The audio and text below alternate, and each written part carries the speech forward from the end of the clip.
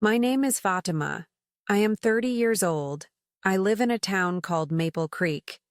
It is not a big city, but it is not a tiny village either. It has parks with green grass, a small river that flows nearby, and streets lined with maple trees. That is why it is called Maple Creek. My life here was supposed to be happy. And for a while, it was. Especially after I met Ahmed. Ahmed. He came into my life like sunshine after a long rain. I met him through a friend at a small get-together. He worked as an engineer in a company downtown. He wasn't loud or boastful. He was quiet, with kind eyes and a smile that made me feel warm inside. We started talking that evening. We talked about books, about music, about silly childhood memories. It felt easy. It felt right. Soon, we started dating. We went for walks by the river. We had coffee at the little cafe on Main Street. We watched old movies at my small apartment. He listened to me. Really listened. He remembered small things I told him. He made me feel special. He made me feel loved. After a year, Ahmed asked me to marry him.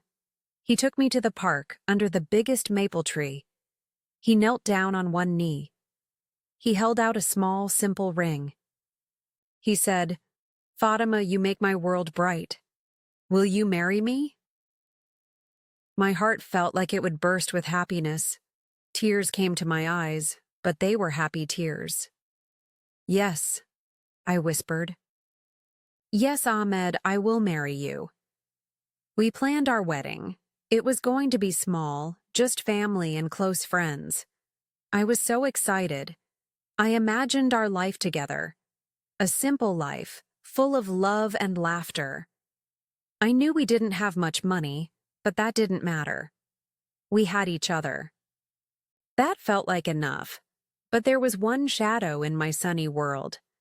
Ahmed's mother, Mrs. Khan. Ahmed loved his mother very much. He was her only son.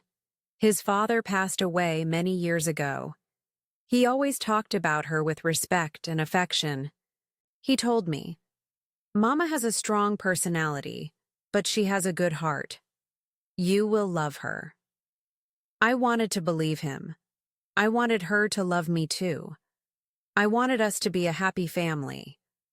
I remember the first time I met her. Ahmed took me to her house for dinner. It was a small house, very clean, with lots of pictures on the walls.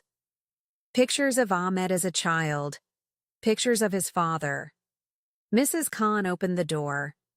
She was shorter than I expected, with sharp eyes that looked me up and down. She didn't smile. "So, you are Fatima," she said. Her voice was polite but cold. "Yes, it's nice to meet you, Mrs. Khan," I said, trying to smile warmly. She just nodded and let us inside. Dinner was quiet. Mrs. Khan asked me questions about my family, my job as a teaching assistant at the local school, my background. It felt less like a friendly chat and more like an interview. An interview I was failing. She didn't say anything mean directly, but her tone, her look. It made me feel uncomfortable. Small. Unwelcome. Ahmed seemed not to notice. He chatted happily, telling his mother about our plans. She listened, but her face remained serious. When I offered to help clear the table, she said, No, you are a guest. Sit down." But it didn't feel like kindness. It felt like she was keeping me away. When we left that night, Ahmed asked, "So, what did you think? Mama liked you, right?" I didn't know what to say. How could I tell him that his mother made me feel like ice? How could I say I felt judged and disliked from the first moment? I didn't want to hurt him. So I just said, "She was quiet. It was nice to meet her.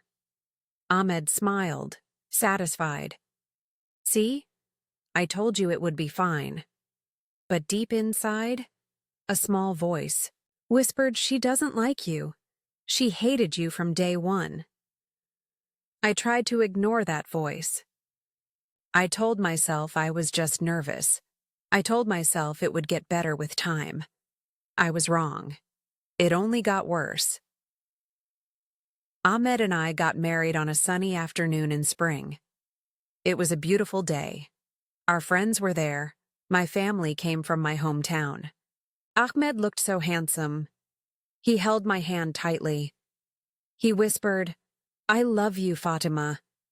I felt so happy, so hopeful.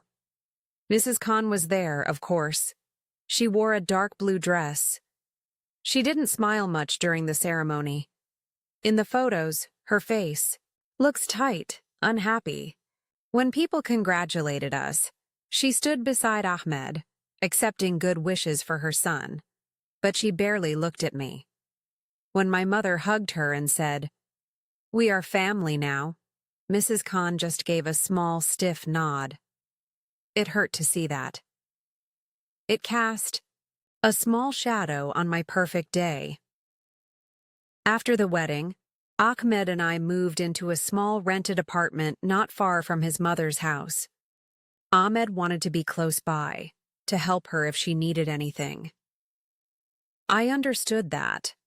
I wanted to be a good daughter-in-law. I really did. I tried very hard. I visited Mrs. Khan often, sometimes with Ahmed, sometimes alone. I brought her groceries. I offered to help with cleaning. I asked her about her day. I listened to her stories about Ahmed's childhood.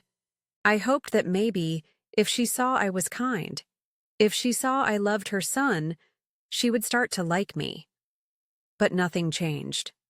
She remained cold, distant. She found fault in everything I did. One day, I baked cookies for her. Chocolate chip Ahmed's favorite kind when he was a boy, according to her own stories. I spent the afternoon making them perfect. I arranged them nicely on a plate and took them over.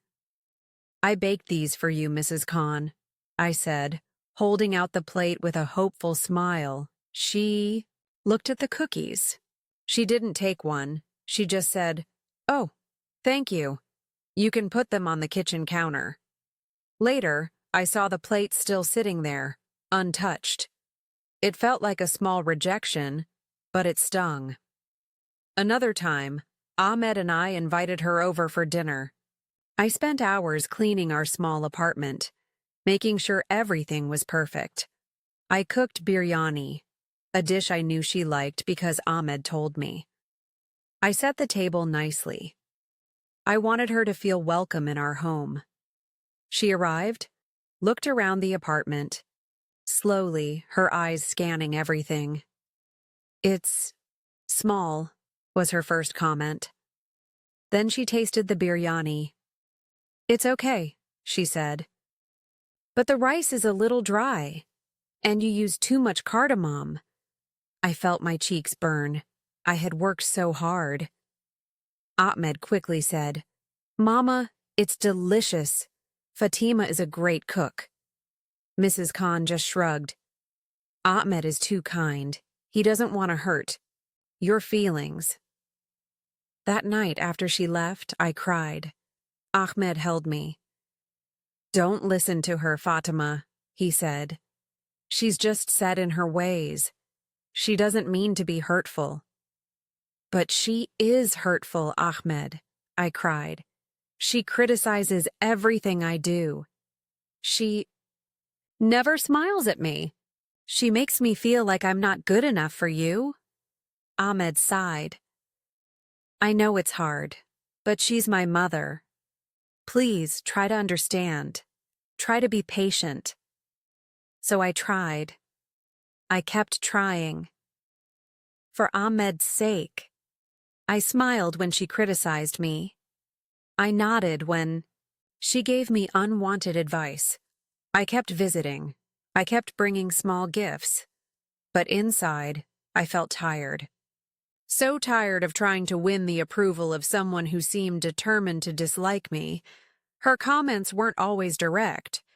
Sometimes they were small, sharp words hidden in polite sentences.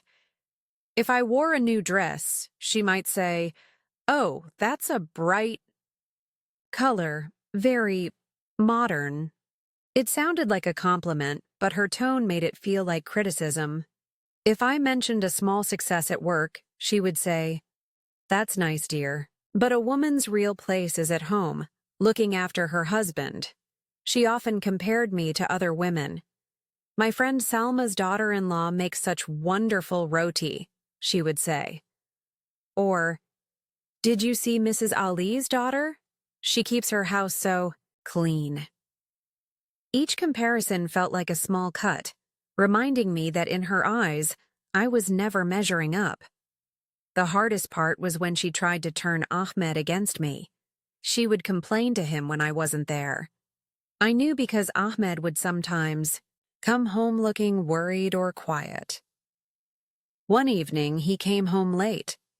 He looked tired and stressed. I asked him what was wrong. He hesitated, then said, "Mama called. She said you were rude to her on the phone today." I was shocked. "Rude? Ahmed? I didn't even speak to her today." "She said you called and hung up on her," he said, looking confused. "That's not true." I felt tears of frustration welling up. Why would she say that? Why is she lying? "I don't know, Fatima," Ahmed said, rubbing his temples. "Maybe there was a misunderstanding?" "There was no misunderstanding," I insisted. "She is trying to cause problems between us." We argued that night. It was one of our first big arguments. Ahmed didn't want to believe his mother would lie. He wanted to believe it was all a mistake. I felt so hurt and angry. Hurt that he didn't trust me completely, and angry at his mother for her games. After that incident, things felt tense between Ahmed and me for a few days. Mrs. Khan had succeeded in planting a seed of doubt. It made me feel even more alone. It felt like she was building a wall between my husband and me, brick by brick, with her lies and complaints. Family gatherings became stressful events. Holidays, birthdays, religious festivals, I dreaded them.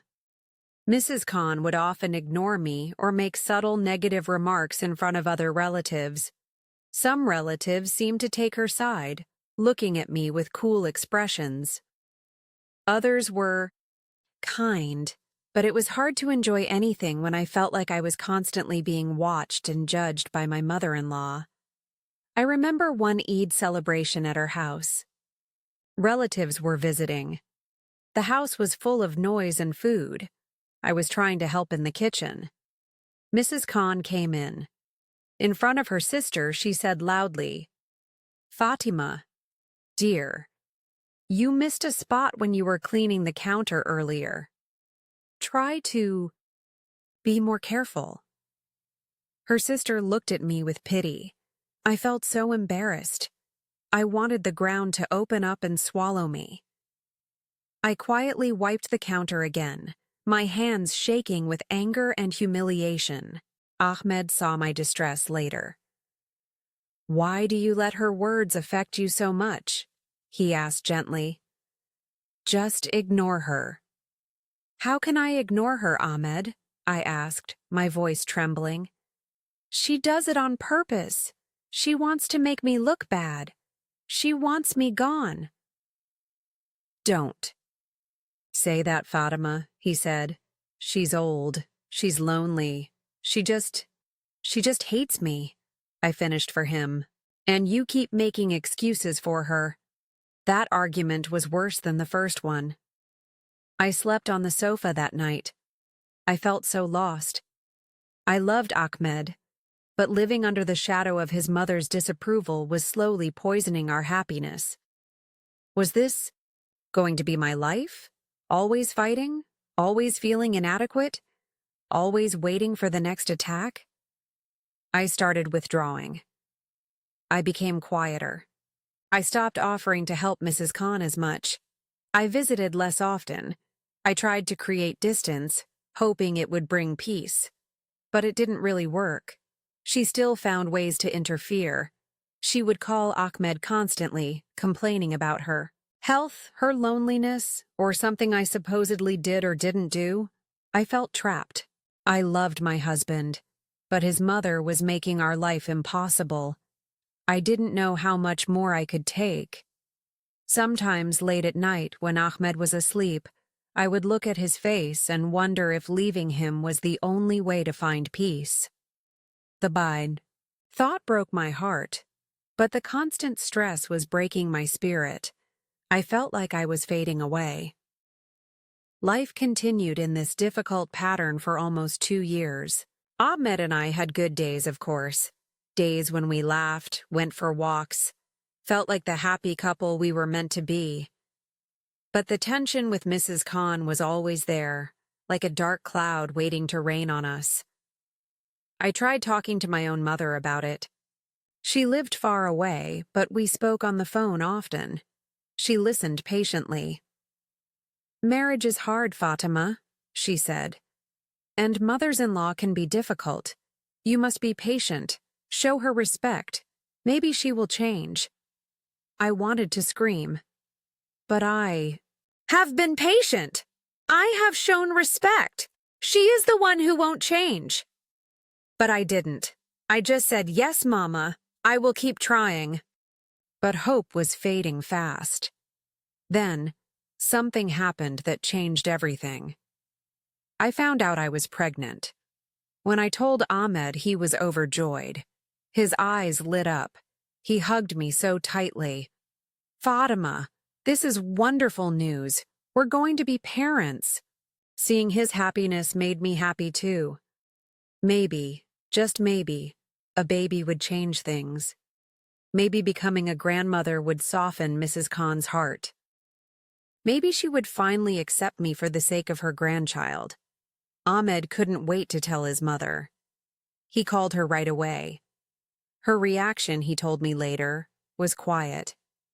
She said congratulations, but there was no real warmth, no excitement in her voice. My small hope started to shrink again. My pregnancy was not easy. I felt sick often in the mornings. I was tired all the time. Ahmed was very supportive. He cooked dinner sometimes. He told me to rest. He was excited about the baby. But Mrs. Khan?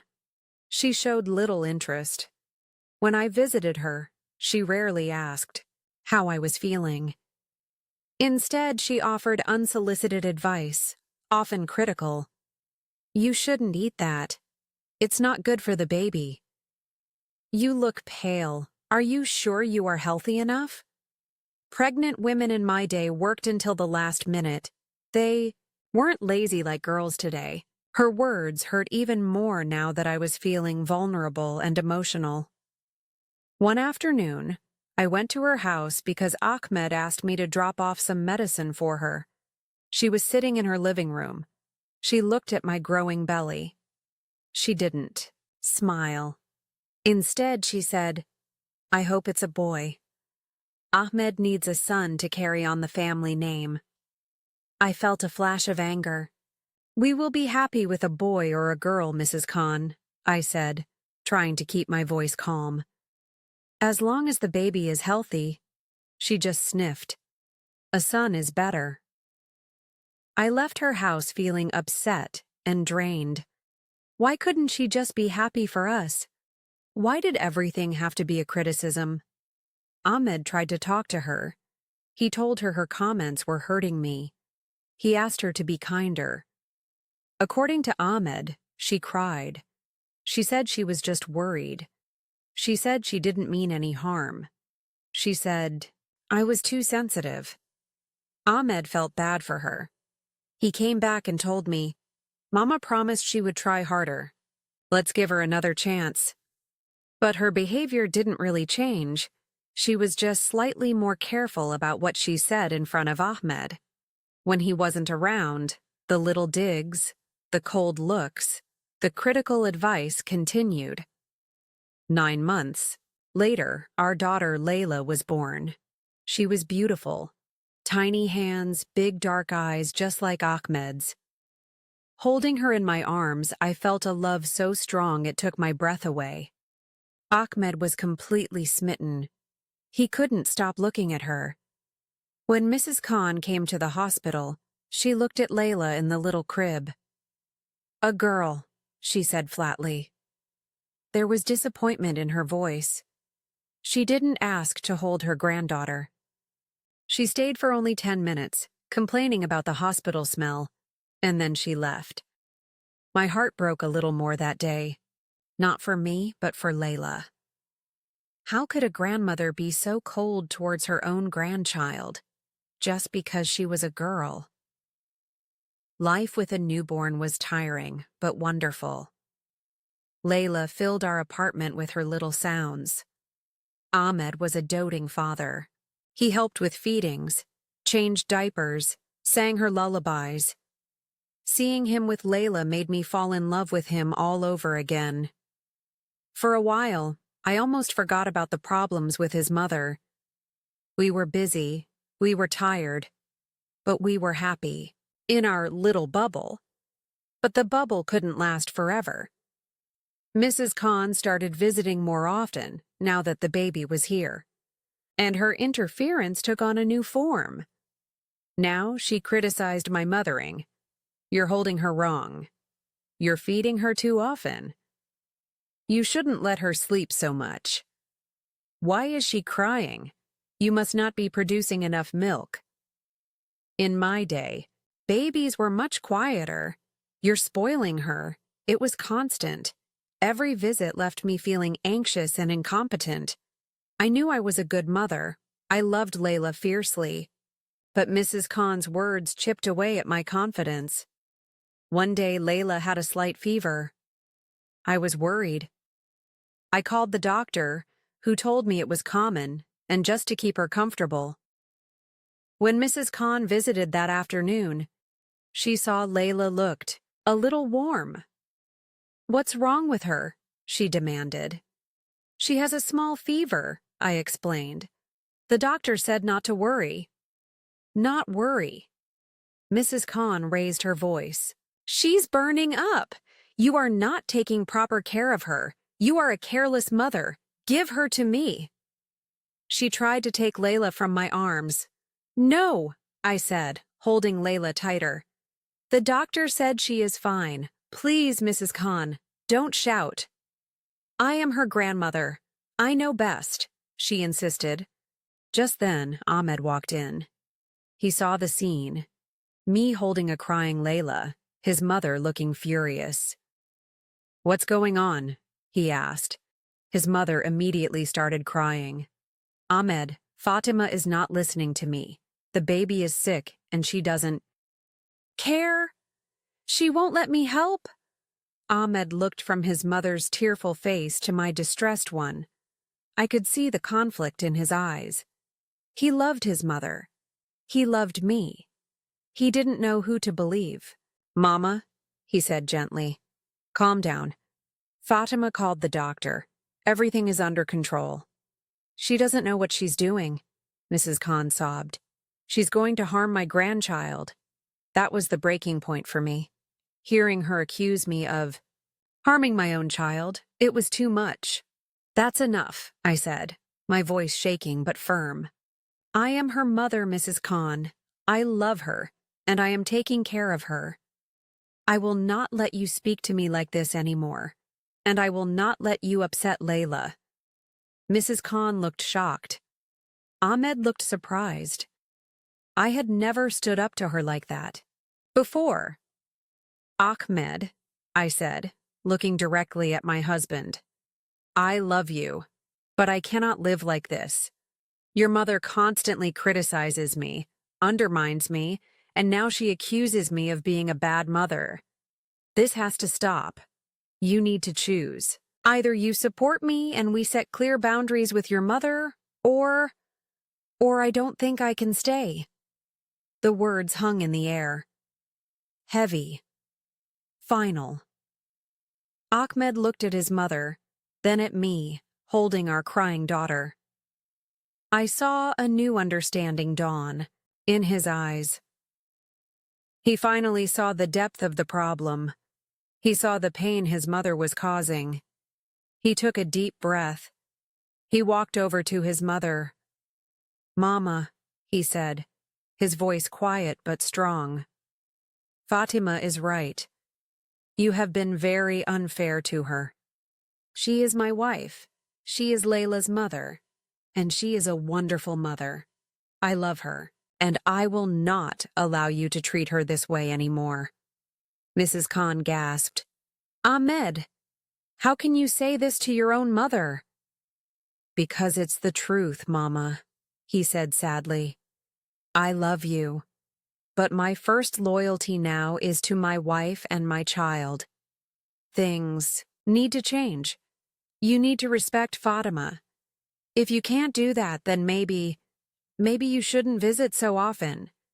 His mother stared at him, her face pale. Then, without another word, she turned and walked out of our apartment. The silence she left behind was huge. Ahmed came over to me. He put his arms around me and Layla. "I'm sorry, Fatima," he whispered into my hair. "I'm so sorry it took me so long to see. I'm sorry I didn't protect you better. But I'm here now. It's us now. We'll face this together." I leaned against him, tears streaming down my face. They were tears of relief, tears of sadness, tears of hope. It wasn't over. I knew the road ahead with Mrs. Khan might still be difficult, but something important had shifted. My husband had finally stood beside me. We were a team, and that made all the difference.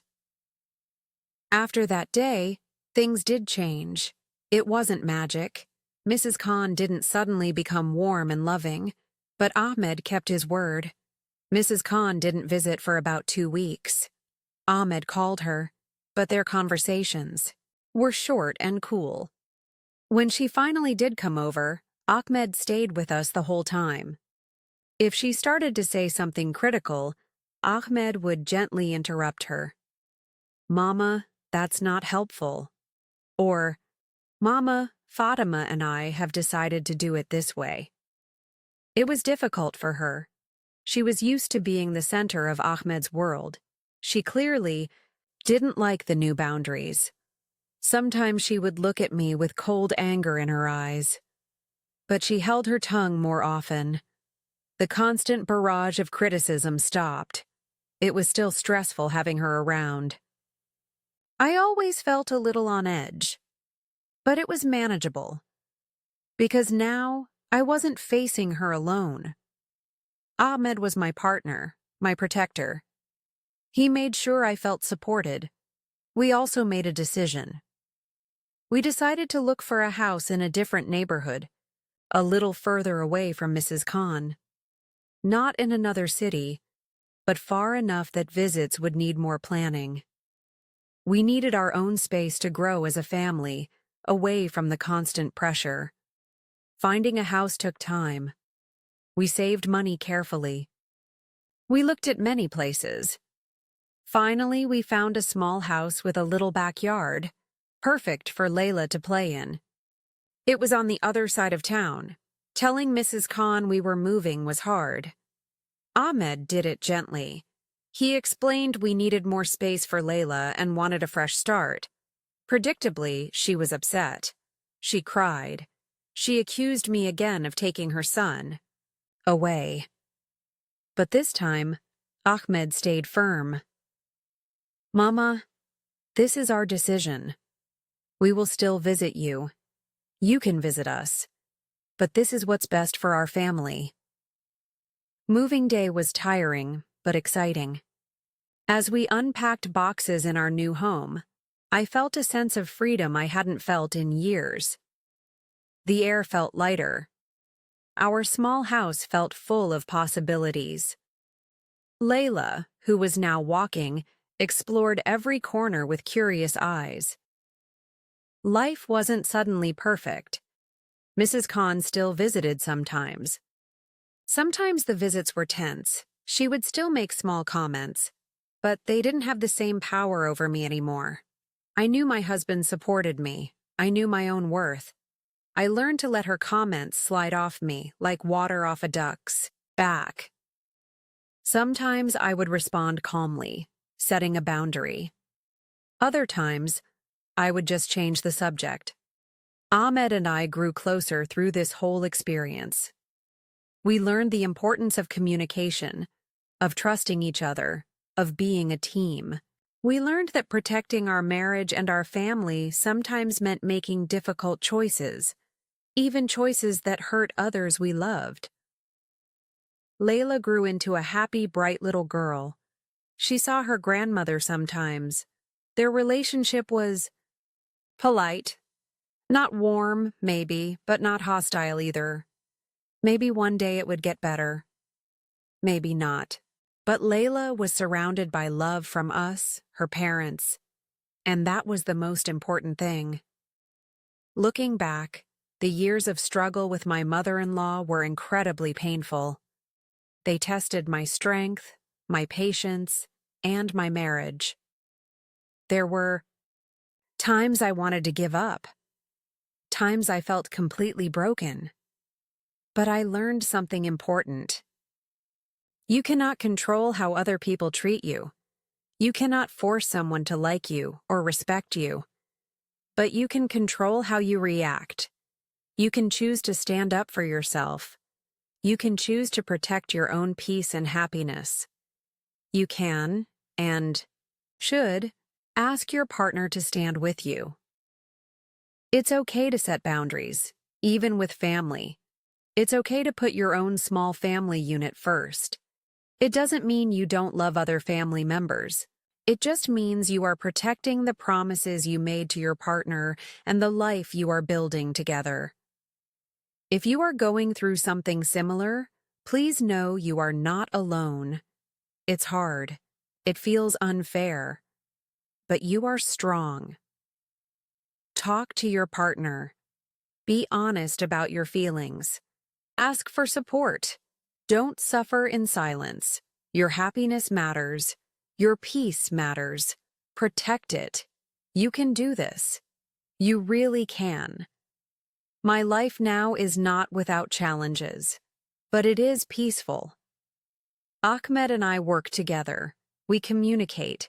We support each other. Our home is filled with Layla's laughter, and when I look around, I feel grateful. Grateful for the love we have, grateful for the peace we fought for, and grateful for the strength I found within myself.